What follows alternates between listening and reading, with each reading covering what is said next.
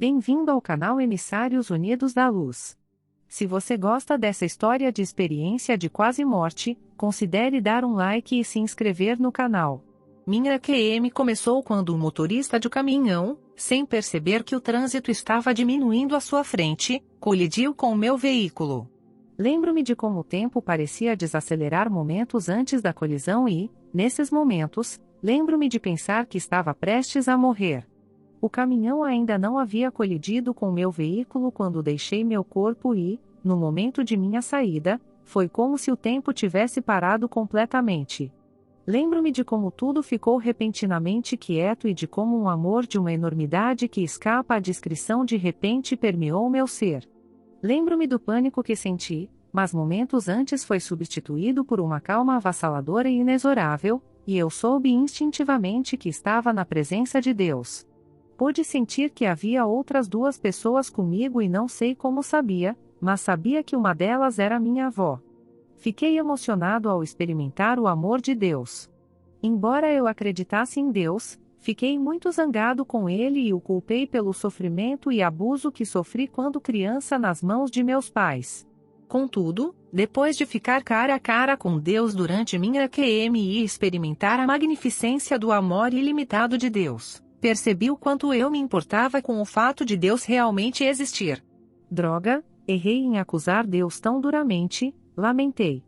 Meu filho, não se preocupe. Está tudo bem, garantiu Deus.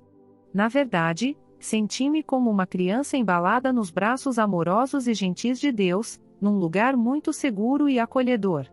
Foi então que imagens da minha vida começaram a aparecer diante de mim, à medida que comecei a vivenciar uma revisão de vida. Durante a revisão, pude sentir a alegria e a felicidade que minhas ações amorosas conferiram à vida de outras pessoas, consciente ou inconscientemente, e pude sentir quão apreciavelmente essas ações agradaram a Deus. Estou muito orgulhoso de você, Deus se alegrou, e sua alegria me encheu de uma alegria e felicidade que eu nunca havia experimentado antes. Meu júbilo diminuiu, dando origem a sentimentos de mágoa e vergonha quando revisei as ações que causaram dor aos outros. Eu esperava, até certo ponto, que Deus me julgasse pelas minhas ações prejudiciais e, ainda assim, tudo o que senti durante a revisão de vida foi a compaixão inabalável de Deus. Que escolhas diferentes você poderia ter feito? Deus me perguntou em sua infinita paciência. Durante a revisão de vida, fiquei surpreso ao perceber o quão precioso eu era para Deus, e o aspecto mais difícil da revisão foi aceitar o perdão implícito de Deus. Antes da EQM, eu criticava-me e depreciava-me, e imaginava que Deus me olhava com desdém semelhante. Por que eu teria todo esse trabalho para fazer você do jeito que você é, se eu quisesse que você tentasse ser como outra pessoa? Ao se minimizar e se condenar, você está bloqueando o meu amor, explicou. Deus queria que eu aceitasse e perdoasse mais a mim mesmo e, ao fazê-lo, seria capaz de refletir sobre mim mesmo e sobre minha vida com um maior grau de honestidade e clareza. Deus entende e aceita que você errará da mesma forma que entende e aceita quando seus filhos cometem erros. Você pode não ficar satisfeito quando eles cometem esses erros, mas isso não significa que você os ama menos por cometê-los. Você aceita que eles errarão de vez em quando e entende o porquê quando eles os cometem. Você os ama e os perdoa de qualquer maneira, e não os julga nem guarda rancor deles, lembrou ele. Deus me mostrou que eu estava matando meus filhos por meio de palavras ditas duramente, e senti a dor que eles sentiram. Senti que tinha falhado no meu dever como pai, mas quanto pior me sentisse, mais sentiria o amor e a compaixão de Deus. Perguntei a Deus por que Ele me deu pais abusivos e Ele me mostrou como escolhi tudo o que experimentaria durante a minha vida, antes do meu nascimento. No que Deus me revelou, ficou claro que eu tinha que vivenciar tudo o que fiz para aprender o que precisava aprender para poder viver meu propósito na Terra. Percebi que muitas das minhas escolhas não eram para o meu bem maior, porque eu não estava ouvindo a orientação dada ou porque não confiava na minha intuição, e estava fazendo o que achava que deveria estar fazendo, em vez do que minha intuição estava me guiando a fazer. Recebi o conhecimento de que a Terra é uma escola e, no final da vida, fazemos um exame final, a revisão de vida, antes de nos formarmos e voltarmos para casa. As lições foram tão simples e tudo o que me foi revelado fez todo o sentido. Eu entendi que a vida é toda sobre amor. Trata-se de aceitar o amor de Deus, amando e aceitando a nós mesmos, e de compartilhar esse amor com os outros. Deus me mostrou que parte da minha missão na Terra ainda precisava ser concluída, mas Ele me deu a escolha entre continuar com minha missão ou ficar com Ele. Você quer ficar ou voltar? Ele perguntou. Decidi que voltaria à Terra porque queria desesperadamente consertar a dor que causei aos outros e não queria deixar tantas coisas incompletas. Eu também queria a oportunidade de viver dias da minha vida no conhecimento do amor incondicional de Deus por mim. Tenho que voltar, disse, e foi nesse instante que toda a experiência terminou e voltei a ter consciência do meu corpo no carro, com o caminhão no meu retrovisor prestes a colidir com o meu veículo. Percebi que minhas mãos seguravam o volante com força, mas pude sentir que o amor de Deus estava comigo. Tire o pé do freio e pise no acelerador, ouvi uma voz dizer em minha cabeça.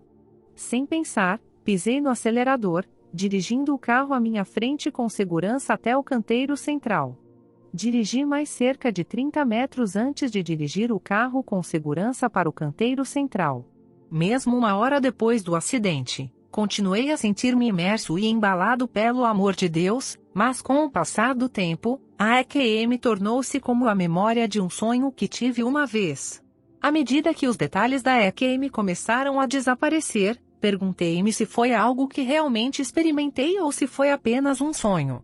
Ainda hoje não consigo me lembrar porque escolhi retornar à Terra ou o que me restava para completar, mas lembro-me de ter certeza de que havia muito que ainda tinha para ser concluído.